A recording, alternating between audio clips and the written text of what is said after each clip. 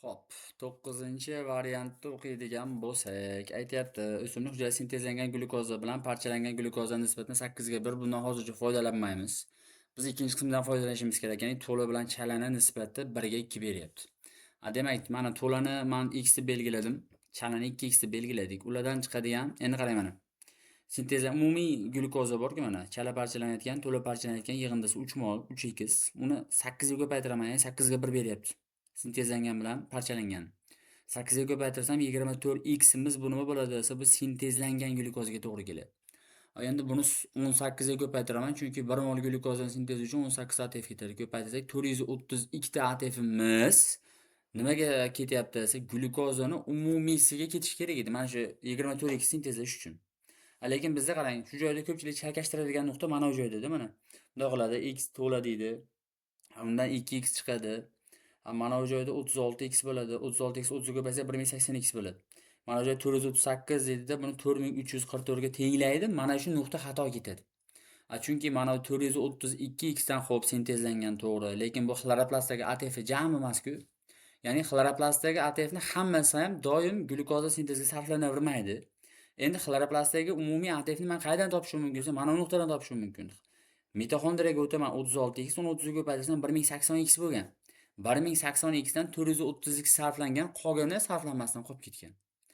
Endi bizda anaerob sharoitda umumiy hosil bo'lgan deyapti. Chalan anaerobdan 4x, mana bu to'lanikidan 2x qo'shsam 6x bo'ladi. 6x bu dissimilyatsiyani anaerobi. Undan tashqari xloroplastda hosil bo'lgani 1080. Ikkalasini qo'shadigan bo'lsam 1086x, endi bu anaerob yig'indisi bo'ladi. Endi shuni 4344 ga tenglaydigan bo'lsak, mana bu yig'indimiz x imiz 4 ga teng bo'ladi, topildi. Endi 33-so'rovga o'tadigan bo'lsak, aytyapti. Umumiy parchalangan glyukoza x chiqqan, umumiy yig'indimiz 3x edi. Shuning uchun 3 4 ga ko'paytiraman, 12 mol bo'ladi. Javob A. 34 da to'la parchalanishdan hosil bo'lgan karbonat. To'lani x mol olganman, bu degan 4 mol. 1 mol parchalanganda 6 ta karbonat chiqar. Shuning uchun 6 ga ko'paytirsam 24 ga teng bo'ladi. 35 da chala parchalanishdan hosil bo'lgan suvni molini aniqlang deydi. Chala o'zi 2 mol, 2x bo'lgan. Ya'ni 8 molga to'g'ri keladi. 8 mol bo'ladigan bo'lsa, buni nimasini topasiz? Natijasi hosil bo'lgan suvni molini aniqlab qo'ying deyapti. 4 ni 2 ga ko'paytirdim, 8 bo'lyapti. 8 ni keyin yana 2 ga ko'paytirsam 16 mol nima kelib chiqyapti desa, suv kelib chiqyapti deysiz. Xo'p. 36-savolga diqqat qilamiz. Glyukoza molekulasini 30% qismi to'la parchalandi dedi. Mana umumiy x mol deb belgilab oladigan bo'lsam, mana 0.3x imiz qanaqa parchalanyapti desa, to'la parchalanyapti. Endi undan qolgan qanchasi? 4 dan 1 qismi parchalanmadi. Ya'ni 0.25x parchalanmadi. 0.25 ga 0.3 qo'shsam 0.55 bo'ladi. X dan ayirmasam 0.45 chala parchalanganga qoladi. Endi shundan hisoblaymiz biz nimani? Va aytyaptiki, umumiy hosil bo'lgan suv dedi mana. To'lani 44 ga ko'paytirsam 13.2, chalani 2 ga ko'paytirsam 0.9x, ikkasini qo'shsam 14.1x. Mana shu suv umumiy glyukozadan deyapti. Umumiy glyukozamiz x, x ayirmasam 13.1x. Farqi 262 ga teng ekan. 262 ni 13.1 ga bo'ladigan bo'lsam, x imiz 20 ga teng bo'ladi. Endi yana ma'lumot so'rayaptiki, glyukoza to'la va chala parchalanishida hujaydagi umumiy ATF miqdori 4 marta ortgan deyapti. Demak, dastlab A ta bo'lgan, keyinchalik jarayonning oxirida 4A ga aylangan. Demak, o'zi boshda A bo'lgan, 4A ga shunda nechta qo'shib berish kerak? 3 ta qo'shib berish kerak. 3 ta qayerdan hosil bo'lgan? Mana glyukozani chala bilan to'la parchalanishidan. Uni hisoblaydigan bo'lsak, mana bu joydan hisoblaymiz. Mana 0.3 ko'paytiryapman. Birinchi 20 ga, x imiz 20 chiqqanligi uchun 6 molligini topib oldim. 0.5 20 ga ko'paytirib 9 mol chalaligini bilib oldim. 6 mol 38 da ATF ga ko'paytiryapman 228, chalaligini 2 ga ko'paytirib 18 qo'shsa 246. 3 ayimiz 246 degan bo'lsa, ayimiz 82 ga teng bo'ladi. Bizda jarayonni boshlanishidagi ATF so'rayapti. Boshlanishidagi ATF biz A deb belgilaganmiz, ayimiz 82 ga teng bo'ladi. 37-savolni o'qiymiz. Vodorod bog'i bilan fosfat efir bog'i farqini beryapti. Ya'ni 2x + 3y minus 2x + 2y minus 2 ni ayiradigan bo'lsak, biz sizlarga o'rgatib qo'yganman. Ya'ni uni ayramasa doim nechiga teng bo'ladi desa, y + 2 ga teng bo'lib qoladi qisqartirganimizda. Y + 2 imiz 302 ga teng bo'lsa, demak y imiz nimaga teng ekan? 300. O'zi biz y ni nima deb qabul qilganimizga guvoning. Va masala sharti aytayaptiki, umumiy nukleotidning 20% ni adenin tashkil qiladi degan. Demak, o'zi DNK ni teng yarmi 50% bo'ladi. Uni 20% adeninga ketsa, qolgan 30% nimaga qoladi? Guaninga qoladi. Demak, guanin mana 300 dan 30% bo'lsa, 20% adenin qanchasi? 200 taga teng bo'ladi.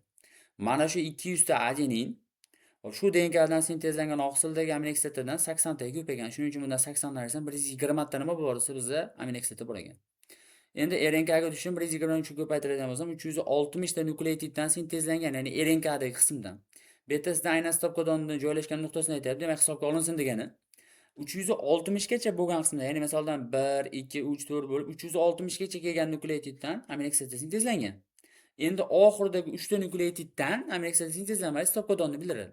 O'sha nukleotidlarni aynan sizdan raqamini so'raydi. Demak, 360 dan keyingisi 361, 362, 363. Bu nima bo'ladi desa, bu stop kodondagi nukleotidlar raqamiga to'g'ri keladi. Aynan so'rag'im mana shu. 38-savolga diqqat qilasiz. Vodorod bog'i bilan yo'g'i 4 ta DNK o'rganilibdi. Vodorod bog' fosfodifil bog'ini nisbatan beryapti. Nisbat hozircha ahamiyatga ega emas. Mana bu joydan nisbat topsak bo'laveradi keyinchalik. Bizda birinchi bo'lib ma'lumot shartini yozib olishimiz kerak.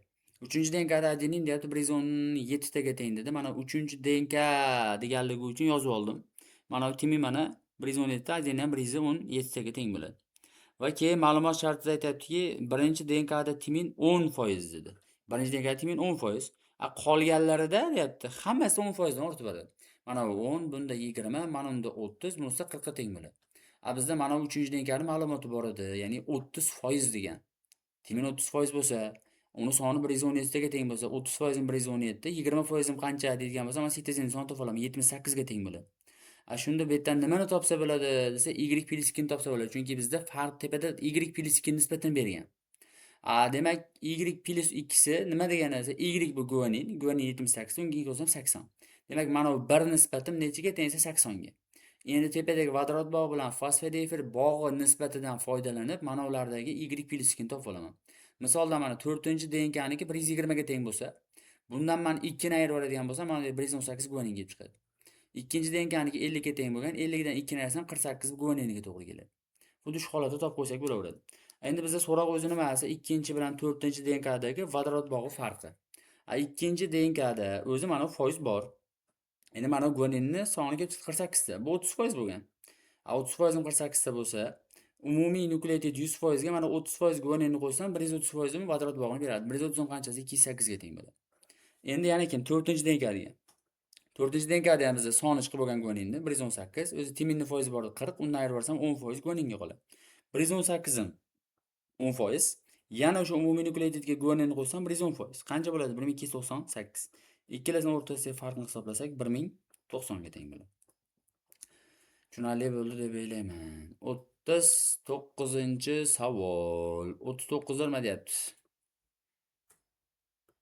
Mana aydan kichraytiraylik. Hop, 39-savolda aytayaptiki, 3 tepa o'rganilgan 25% birinchi qon guruhi bo'lgan. Birinchi qon guruhi biz bilamiz 0,0 genotipga ega bo'ladi. Shuning uchun 25% degani chastotada 0,25 beradi. Uni ildizdan chiqarib oladigan bo'lsak nechiga teng bo'ladi? 0,5. Bu 0 genni chastotasi. Va masalaning eng oxirgi qismini o'qiydigan bo'lsak, va yana beryapti, A genni ushlash ehtimoliga 30% degan berib qo'ygan. A gen mana 30% bo'lsa, mana 0,3 ga 0,5 qo'shsam 0,8, umumiy genni yig'indisi 1 bo'lardi. 1 ayirib olsam B ga 0,2 qolyapti. Xo'p. Bundan keyin ma'lumot sifatida so'rayapti. Ikkinchi qon guruhi odamlar soni, uchinchi qon guruhi odamlar sonidan nechtaga farq qiladi mana. Ikkinchi qon guruhlar mana ular, uchinchi qon guruhi bular. Chastotasini ko'paytirsam mana ikkinchi qon guruhi 0,39, uchinchi qon guruhlar 0,24. Ikkalasining o'rtasidagi farqi 0,15 ga teng. Aholi soni deganligi uchun umumiy aholi soni 20 mingdan tashkil qilgan. Uni 20 mingga ko'paytirib olsak 3 mingtaga teng bo'ladi. 40-savolni o'qiysiz. Mana shu genga ega organizmlar chalishlardan nechta genotipik va fenotipik sinf hosil bo'ladi? Biz bilamiz, genotipik sinf deganda u chala dominantlik qiladimi, to'la dominantlik qiladimi farqi yo'q. Hammasi nima bo'laveradi desa, bir xil qoidaga bo'ysunaveradi. Agar heterozigota bo'lsa, shuni n-si degan qoidaga teng keladi. Endi qaraymiz, mana yozib oldim. Chala irsilanishga ega bo'lgan 2 bilan 4-genni 4 burchak ichiga olib qo'ydim. Buni bunga chalishtirsam, biz bilamiz, genotipik sinf qanaqa hosil bo'ladi? 1-2-1 holatda, ya'ni dominant katta-katta, ikkita katta kichkina, kichkina hosil bo'ladi. Bitta son emas, genotipik sinf kerak. Ya'ni 1 bitta sinf, 2 bitta sinf, 1 bitta sinf. Shunda jami 3 ta sinf bor, mana 3. Buni bunga chalishtirsam, bitta heterozigota, bitta gomozigota chiqadi, 2 ta sinf bor. Mana unda ham xuddi shunaqa 2 ta. Bunda ham xuddi shunaqa 2 ta sinf bor, bir-biriga o'xshamaydi. Shuning uchun buni ko'paytirib chiqsam, demak genotip necha xil? 24 xil. Endi fenotipga to'xtayman. Mana bu to'la dominantlik qiladi. Mana katta bilan katta kichkina bir xil fenotipga ega bo'ladi. Demak, ikkalasi bitta sinfga kiradi. Kichkina kichkina bo'ladigan bo'lsa, bulardan alohida bittasini. Demak, bu yerda nechta sinf bor jami desa, ikkita sinf. Ya'ni 3 u 1 da ikkita. Mana unda 1 u 1 bor, bunda ham ikkita. Bunda ham 1 u 1 ikkita. Mana unda-chi desa, bunisini o'zini olib ketishimiz kerak.